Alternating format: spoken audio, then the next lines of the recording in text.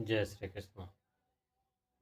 आज भगवत गीता के तीसरे अध्याय के 30वें श्लोक की चर्चा करेंगे। इसके पहले के श्लोकों में भगवान ने कर्म की आवश्यकता के बारे में समझाया है। अब भगवान ने अर्जुन के जो प्रश्न थे, जो पूछा था कि मुझे घोर कर्म में लगाते क्यों हैं, और मेरे लिए कोई एक निश्चित कर्म बता दीजिए जिससे आगे चल के मुझे कर्म करने में आसानी हो। तो भगवान अब ये दो बातों का उत्तर अर्जुन को दे रहे हैं। उसी में ये श्लोक आता है, मयि सर्वाणि कर्माणि संन्यस अध्यात्मचेतसा निराशी निर्ममो भूत्वा युध्यस्व विगत ज्वर।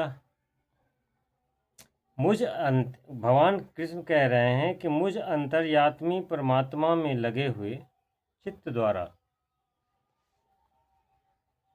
संपूर्ण कर्मों को मुझ में अर्पण करके आशा रहित, ममता रहित और संताप रहित होकर युद्ध कर।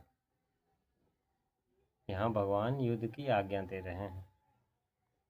उन्होंने कहा था कि निश्चय करके आप मेरे बारे में कर्तव्य कर्म निश्चित करके बताइए। तो यहाँ है कि मुझ अंतर्यात्मी परमात्मा में लगे हुए चित्त द्वारा संपूर्ण कर्मों को मुझ में अर्पण करके। पहली लाइन तो ये है,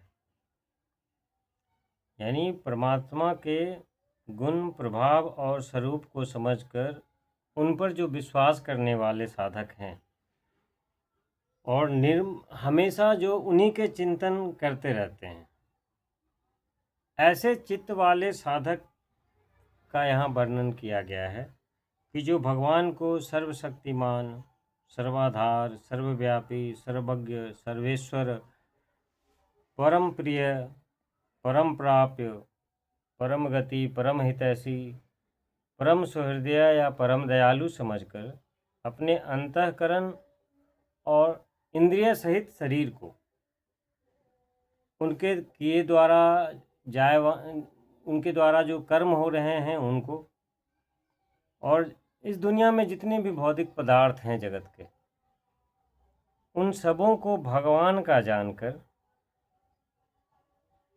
उन पदार्थों में ममता और आसक्ति का त्याग करके यह सोचना कि मुझ में कोई शक्ति नहीं है, भगवान ही सब प्रकार की शक्ति और सामर्थ्य प्रदान करके मेरे द्वारा अपने इच्छा अनुसार यथायोग्य कर्म करवा रहे हैं, मैं तो केवल उनका निमित्त मात्र हूँ। इस प्रकार अपने को सर्वथा भगवान के अधीन समझकर भगवान के आज्ञा अनुसार उन्हीं की प्रेरणा से कि भगवान जैसा करावें वैसे ही समस्त कर्मों को कठपुतली की भांति मैं कर रहा हूँ। उन कर्मों से या उनके फल से किसी प्रकार का भी अपना कोई मानसिक संबंध न रखकर सब कुछ भगवान का समझ लेना, कर्म से लेकर फल तक। यही जो है अध्यात्म चित्त, यानी परमात्मा में लगे हुए चित्त द्वारा, जिसी को यहाँ अध्यात्म चेतसा बताया गया है इस श्लोक में, जो इस तरह से कर्म करते हैं उन्हीं का यहाँ पे है कि ये आध्यात्मिक चित्त से समस्त कर्मों को भगवान में अर्पण कर देना है। आमतौर पे जो विचार होता है कि कर्मों से ही बंधन होता है और कर्म किए बिना कर्म अगर करते हैं तो बिना बंधे रह ही नहीं सकते, इसीलिए कर्म करने से तो मैं बंध जाऊंगा। अब यहाँ भगवान ये बता रहे हैं कि कर्म किस प्रकार करने चाहिए जिससे कर्म बंधन कारक न हो, अब बल्कि मुक्तिदायक हो जाए। तो यहाँ उन्होंने भगवान ने कर्म करने का रास्ता बताया है और लास्ट में ये फाइनल डिसीजन भी दिया है कि इस तरीके से तुम कर्म करो।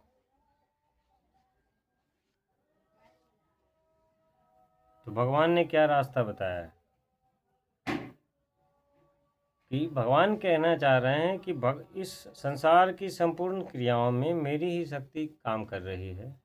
ये शरीर, इंद्रिय, पदार्थ आदि भी मेरी हैं और उनकी शक्ति भी मेरी ही है। अतः सब कुछ भगवान का है और भगवान अपने हैं। ऐसा विचार करके जब तुम कर्तव्य कर्म करोगे तो वो कर्म तुम्हारे लिए बंधन कारक नहीं, अपितु तुम्हारा उद्धार करने वाले हो जाएंगे। तो एक तरह से एक सवाल मन में आता है कि अगर इतना कुछ कर दे, ममता आसक्ति का त्याग करके अगर इस तरह से कर्म कर ही रहे हैं, तो फिर भगवान लास्ट में ये आज्ञा क्यों दे रहे हैं अलग से कि आशा रहित, ममता रहित और संताप रहित होकर युद्ध कर।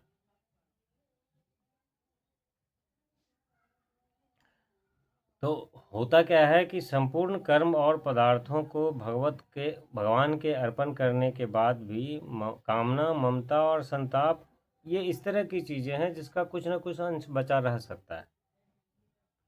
जैसे आपने किसी को कोई पुस्तक दे दिया, दान कर दिया, लेकिन उसी पुस्तक को पढ़ते हुए देखकर आपके मन में ये भाव जरूर आएगा कि यह मेरी पुस्तक पढ़ रहा है। ये जो है आंशिक ममता है, पूर्ण ममता नहीं है। आपने ममता होती तो देते ही नहीं, लेकिन ये भी तो ममता ही है ना कि ये मेरी पुस्तक पढ़ रहा है। जो पुस्तक अर्पण दे देने के बाद भी शेष बची रह जाती है, तो ये जो थोड़ा सा अंश बच जाता है,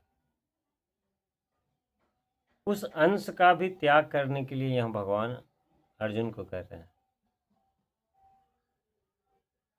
कि तुम कोई नई वस्तु की कामना मत करो, प्राप्त वस्तु में ममता ना करो, और जो नष्ट हो जाए कोई वस्तु तो उसमें संताप मत करो।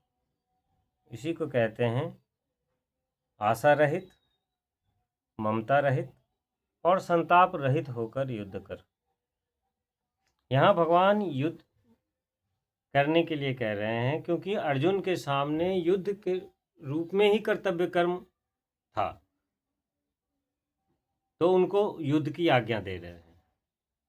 यहाँ भगवान का तात्पर्य कहने का मतलब युद्ध से नहीं है। ऐसा नहीं कि युद्ध को अर्जुन के वो युद्ध के लिए आज्ञा दे दी है, सबको युद्ध ही करना है। यहाँ उनके कर्तव्य कर्म के रूप में युद्ध उपस्थित था, तो उनके लिए युद्ध की आज्ञा है। ऐसे ही समय समय पर जो भी कर्तव्य कर्म सामने आ जाए उसमें साधक को ममता, आसक्ति और कामना का त्याग करके संताप रहित होकर भगवत बुद्धि से करना चाहिए। उसके परिणाम में सिद्धि मिलती है, असिद्धि मिलती है, होता है, नहीं होता है, इसकी तरफ नहीं देखना चाहिए, बल्कि सब में सम रहकर बस कर्तव्य कर्म का पालन करना चाहिए।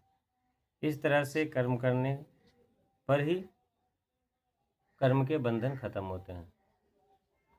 आज की चर्चा यहीं तक। जय श्री कृष्ण।